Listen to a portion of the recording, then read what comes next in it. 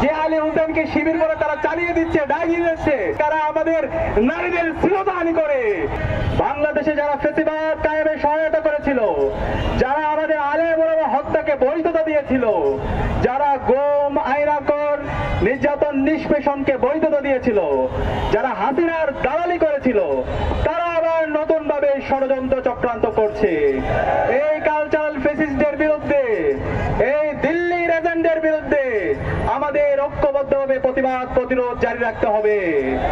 প্রিয় উপস্থিতি, আপনারা জানেন এই ডাকসু নির্বাচন তফসিল ঘোষণার পর থেকে ঐক্যবদ্ধ শিক্ষার্থী জোট সবাইকে সাথে নিয়ে যে বৈচিত্র্যের মধ্যে ঐক্য বিনির্মাণ করেছে, সেটি দেখে আজকে নিশ্চিত পরাজয় দেখে বিভিন্নভাবে ঐক্যবদ্ধ শিক্ষার্থী জোটের বিরুদ্ধে ষড়যন্ত্র এবং চক্রান্ত করছে। আমাদের যারা নারী প্রার্থী আছে, সেই নারী প্রার্থীদের বিরুদ্ধে ক্রমাগত সাইবার বুলিং করছে, ক্রমাগত তাদের বিরুদ্ধে তারা বিষোদ্গার করছে। আমরা আমাদের যে প্রার্থীরা আছে, সেই প্রার্থীদের বিরুদ্ধে যে সাইবার বুলিং হচ্ছে, সেটার বিরুদ্ধে আমরা বিশ্ববিদ্যালয় প্রশাসনকে লিখিত অভিযোগ দিয়েছি। আপনারা জানেন আমাদের প্রার্থী সাবিকুন নাহার তামান্নার ছবিকে কিভাবে বিকৃত করা হয়েছে, যে হিজাব ফোবিয়ার মাধ্যমে গত 16 বছরে খুনি হাসিনা এবং তার দোসররা আমাদের নারীদের অধিকার খর্ব করেছিল। সেই একই কায়দায় এই জুলাই বিপ্লব পরবর্তী তারা আবার নতুন ভাবে হিজাব ফোবিয়া, ইসলামের যে সিম্বল গুলো আছে সেগুলোকে প্রবলেমাটাইজ করা, সেগুলোকে ক্রিমিনালাইজ করার তারা চেষ্টা শুরু করেছে।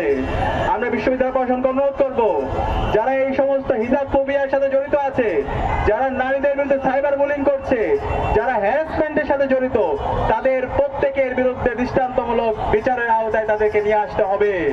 এবং একই সাথে আমরা দেখতে পাচ্ছি গতকালকে একজন নারী শিক্ষার্থীকে ঢাকা বিশ্ববিদ্যালয়ের একজন শিক্ষার্থী, আমরা তাকে বলছি বিকৃত মস্তিষ্কের শিক্ষার্থী, সে যে শব্দ চয়ন করছে সেটার আমরা সাথে সাথে প্রতিবাদ জানিয়েছিলাম।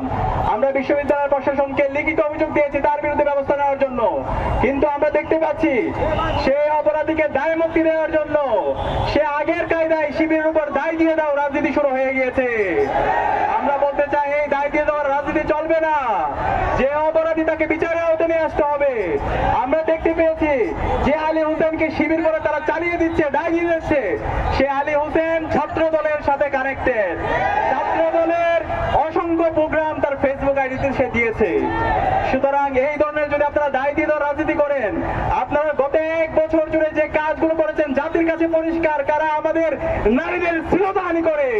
ঢাকা বিশ্ববিদ্যালয়ের শিক্ষার্থীরা জানে 2002 সালে শামসুন্নাহর হলে কিভাবে নারীদের উপর নির্যাতন করা হয়েছিল, বইয়ের মধ্যে কিভাবে নির্যাতন করা হয়েছিল। গত 1 বছর জুড়ে 44টার উপর দর্শন করেছে যারা আজকে নারীদের অধিকারের কথা বলছে।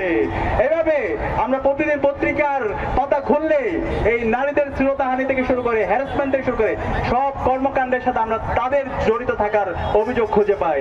আমরা অনুরোধ করব এই সমস্ত হ্যারাসমেন্টের সাথে যারা জড়িত আছে তাদের বিরুদ্ধে আমাদের জিরো টলারেন্স ঘোষণা করতে হবে, তাদেরকে আইনের আওতায় নিয়ে আসতে হবে। ঐক্যবদ্ধ শিক্ষার্থী জোটের পক্ষ থেকে আমাদের প্রতিজ্ঞা হচ্ছে প্রতিটি ক্যাম্পাসে ক্যাম্পাসে নারীদের জন্য নিরাপদ ক্যাম্পাস গড়ার আগ পর্যন্ত আমরা থামবো না, আমরা আমাদের লড়াই চালিয়ে যাবো ইনশাআল্লাহ।